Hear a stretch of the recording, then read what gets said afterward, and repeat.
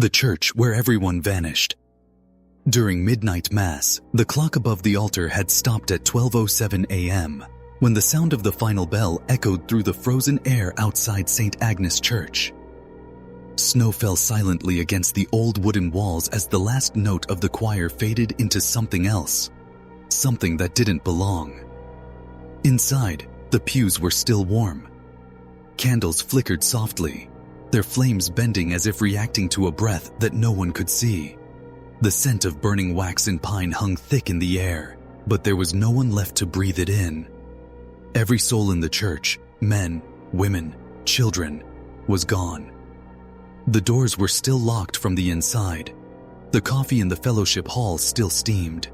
A child's mitten lay near the front pew, beside a dropped hymn book, its pages open to "O Holy Night." When Sheriff Alan Reeves pushed open the heavy wooden doors, his flashlight beam cut across the empty pews and landed on the altar. The silver chalice was tipped over.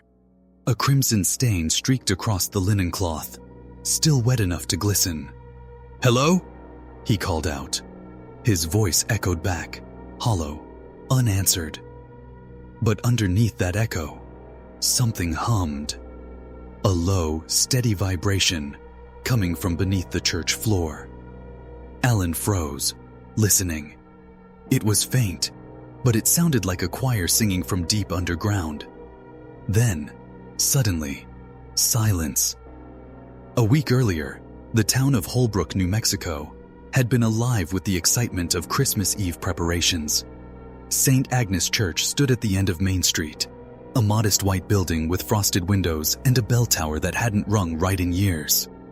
Father William Hayes, a quiet man with a voice as steady as the New Mexico wind, had been the town's pastor for 3 decades.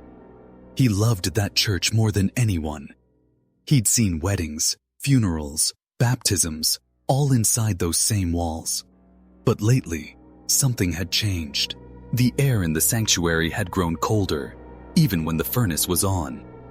Late at night, he'd hear whispers when locking up.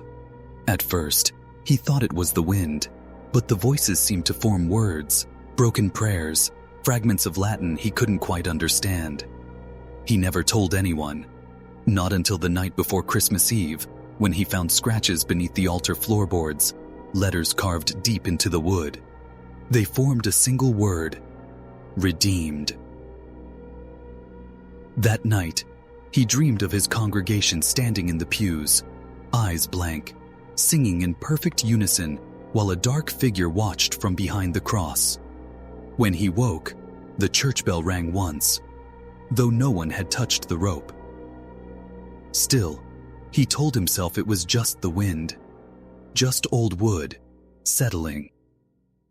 The next night, as snow began to fall, people filled the pews for midnight mass.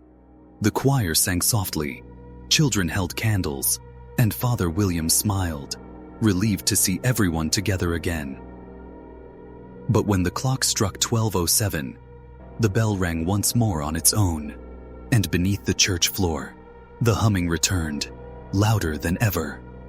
Father William looked down as the floorboards began to tremble, and the first candle went out, then another, and another, until the church was swallowed by darkness. The darkness inside St. Agnes felt alive.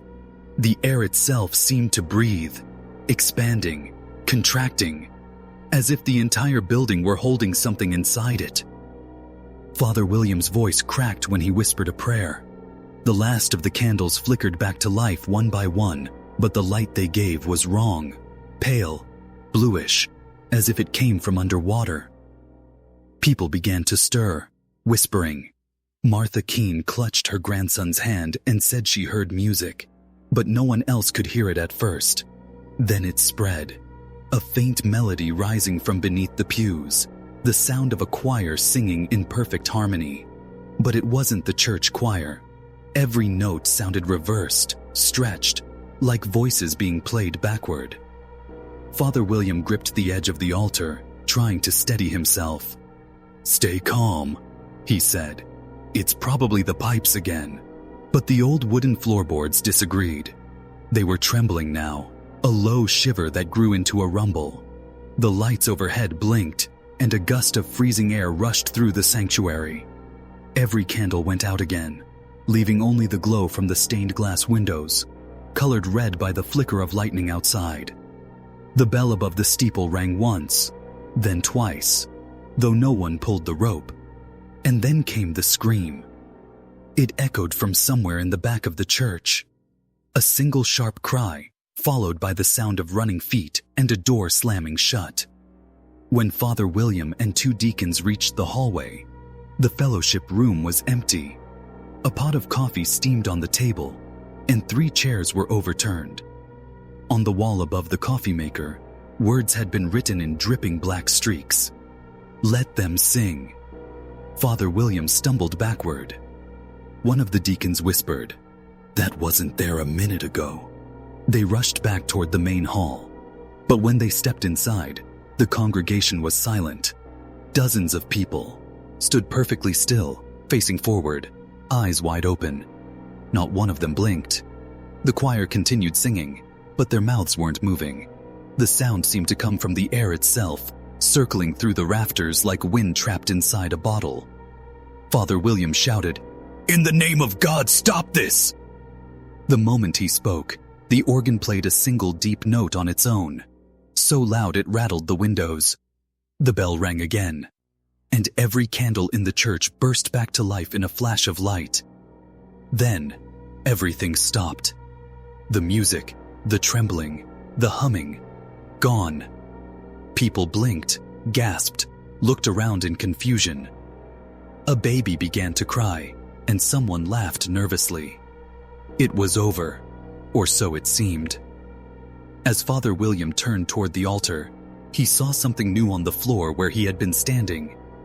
A dark outline, shaped exactly like a man, scorched into the wood as if by fire. He bent closer, whispering, "Dear Lord." And then the church bell rang for the 13th time, the sound that no one in Holbrook ever forgot. The doors slammed shut on their own, and not one person inside would ever leave again.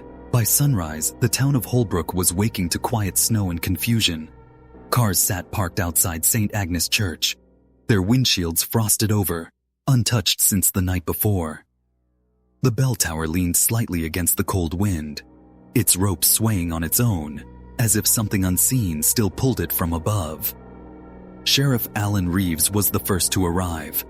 He pushed open the heavy wooden doors, expecting warmth and candlelight.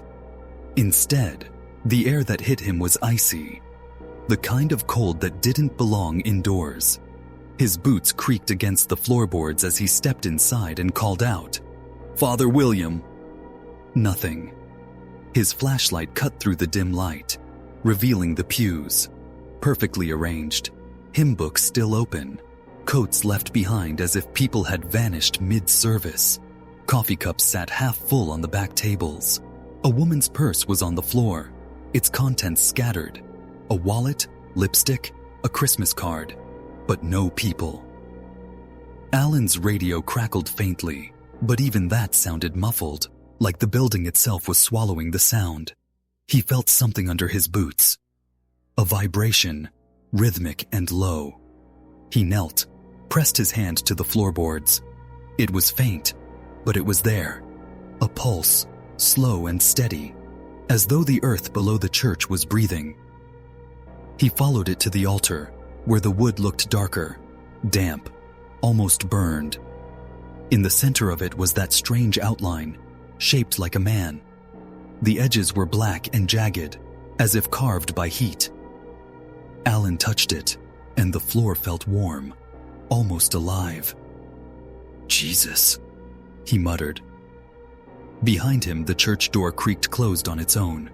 He spun around, flashlight shaking slightly. "Hello?" he called. His voice echoed through the sanctuary, then came back to him, but distorted. The echo repeated his words in a whisper that didn't sound like his own voice. "Hello." The beam of his light landed on the far corner, or near the confessional. A faint movement. Alan stepped closer, each footstep echoing louder than it should have. The confessional door stood slightly open. Inside, it was dark except for one thing: a rosary hanging from the small window, swinging gently. Then a voice whispered from inside, "Father, forgive us." Alan froze. The confessional was empty. He backed away slowly, his breath visible in the air. The temperature was dropping fast. Then the organ behind him let out a single trembling note. The keys moved. Just one at first, then another, then all of them together, hammering out a chaotic tune. Alan aimed his flashlight at it, his heart pounding. "Who's there?" No one. Just that same humming sound again, rising through the floorboards. The same reversed choir Father William had once described. He ran to the doors and yanked them open. But the moment he did, a blast of freezing air forced him back. Outside was no longer bright morning. It looked like midnight again. The sky had turned black, and snow fell in reverse, upward. Then he heard them, faint voices singing behind him, closer now. He turned back toward the pews. They were no longer empty. Every seat was filled with silent figures, facing forward, eyes open, and in the front row sat Father William, smiling faintly, whispering something Alan couldn't quite hear. The sheriff raised his flashlight, trembling. "Father?" Father William's head turned slowly. "It's not midnight yet," he said. "We're still singing." Sheriff Allen's pulse hammered in his ears. The cold in the church wasn't just air anymore. It had weight, pressing against his chest with every breath. Father William was still seated in the front pew, head bowed in prayer, lips moving in slow, soundless rhythm. Behind him, the congregation sat frozen, all facing the altar. Alan's voice shook as he said, "What happened here?" No one answered. He took a careful step forward, the flashlight trembling in his grip. The beam caught on their faces, pale, expressionless, eyes open but empty, like wax figures. The closer he got, the stronger that low hum became. A steady vibration rising from beneath the church floor. The same unholy choir that had haunted his dreams ever since he'd taken the job in Holbrook. Then Father William lifted his head. His eyes were clear, calm. "They answered," he said softly. Alan frowned. "Who did?" "The ones below," Father William whispered. "They wanted the song finished." The air vibrated harder, shaking dust loose from the rafters. The church bell rang once above them, even though the wind outside had gone completely still. Alan tried to move closer, but the floor groaned under his boots. The boards were warping, bending upward, as if something was pushing from underneath. "Father, we need to get out of here," Alan shouted. Father William smiled sadly. "There is no out, only below." Suddenly, the organ behind the altar came alive again, this time blaring the same reversed hymn, louder, faster, more distorted. Candles burst with tiny pops, raining wax on the pews. The people who'd sat motionless began to move, heads turning in perfect unison toward the sheriff. Their lips moved together, forming one sentence. "It's time to finish the mass." Alan backed away, hand on his gun, though he didn't even know what he'd shoot. "Stay back," he yelled. But none of them advanced. Instead, the floor split down the center aisle with a deafening crack. Heat and light poured from below, red and white flickers that didn't look like fire, more like static. The smell of ozone filled the air. The pews began to slide inward, tilting toward the widening gap. Alan grabbed the edge of one, pulling himself up, but Father William stood calmly at the altar, arms spread wide. "Do not fear it," the priest said. "We were chosen to remember." Alan shouted, "Remember what?" Father William turned toward him, face glowing from the light beneath. "That faith was never meant to reach this deep." The church bell struck again, 12, 13 times. And then everything went silent. The next morning, when rescuers arrived, St. Agnes Church stood perfectly still. The snow outside was untouched. The candles were still burning. The coffee was still warm. but the pews were empty. The sheriff's cruiser remained parked outside, keys still in the ignition, radio murmuring static. Inside, on the altar, lay a single hymnal open to the last page, "O Holy Night." And in the silence of that cold December morning, the church bell rang once more. Though no one had lived in Holbrook for years,